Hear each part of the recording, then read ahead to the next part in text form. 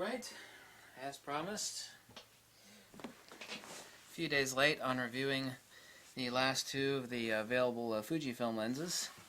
63 millimeter, I'll get it right, 63 millimeter f2.8, it's a 50 millimeter equivalent.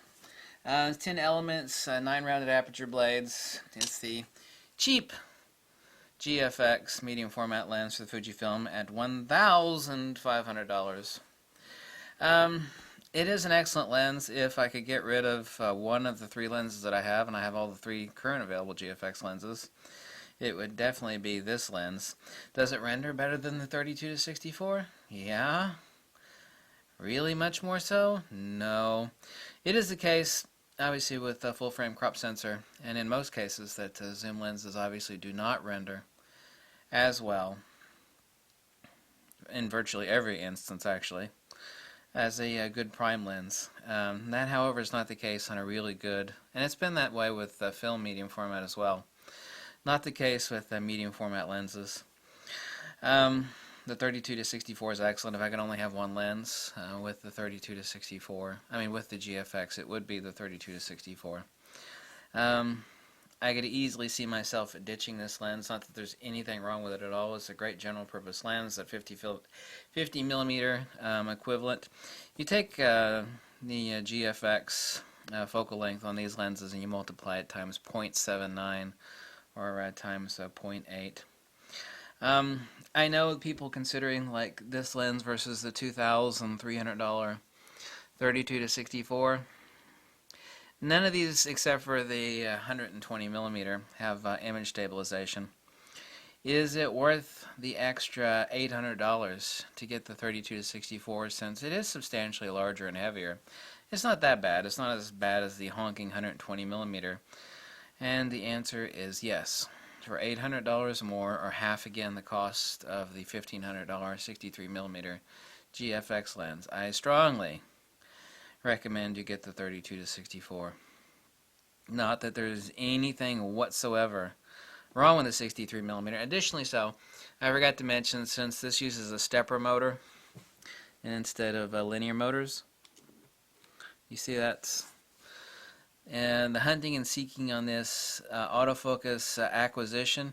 Now, the GFX, as is any medium format camera, no bueno when it comes to continuous autofocus. This camera is not made for continuous autofocus. But autofocus acquisition is definitely and undeniably slower than any of the other two available GFX lenses. I'm almost certain that most of that is due to the fact that it is a stepper motor autofocus design as opposed to linear autofocus, like on the 120 millimeter and the 32 to 64. So, on a scale of 1 to 10, just relative to the other GFX lenses, I'd have to rate it at like a 6 or 7. So you do have issues with the fact that it is slow autofocus. However, I would not mention fast versus slow on any of the GFX stuff. All medium format is slow, but it is a little slower than it needs to be. However, to build this lens at this size and this short little stubby stature, by necessity it could not use a linear autofocus. The same thing with the pancake lenses and the little stubby lenses for the XT2 and the X Pro 2, like the 23 millimeter f2, 50 millimeter f2, the 16 millimeter, the 14 millimeter, the 10 to 24. Those all use stepper motors. So, other than it being small and lightweight, I mean, this is as lightweight as it gets for medium format.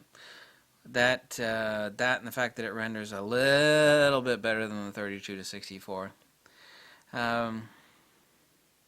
an excellent lens. I mean, unless you really needed a tiny little lightweight lens for general purpose use on your GFX, I can't necessarily recommend the 63 millimeter. I used it quite a bit now that I've used all three current available GFX lenses. 3 are out now of the 6 that have been announced to be coming out. There's still a wide angle, the 110 millimeter f2, and a 45 millimeter.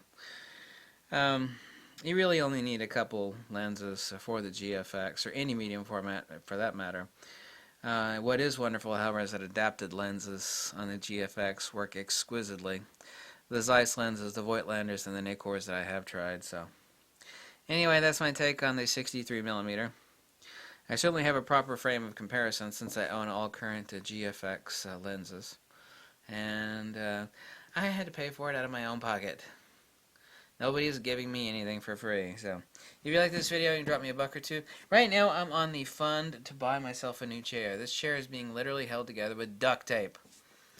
I don't know if some of you have seen this seat that I'm sitting on. Someone's like, "Oh, your fat butt broke it." No, this chair is like really, really old and worn out. So right now, I'm on the kick to fund myself a new chair. Literally. I get tired of literally there's sticky stuff on the bottom of my shorts. Yeah, don't make a joke, because of the duct tape. The duct tape residue is sticking to the bottom of my shorts. Yeah, so anyway, that's it. That's the 63mm f2.8 GFX medium format lens. My review.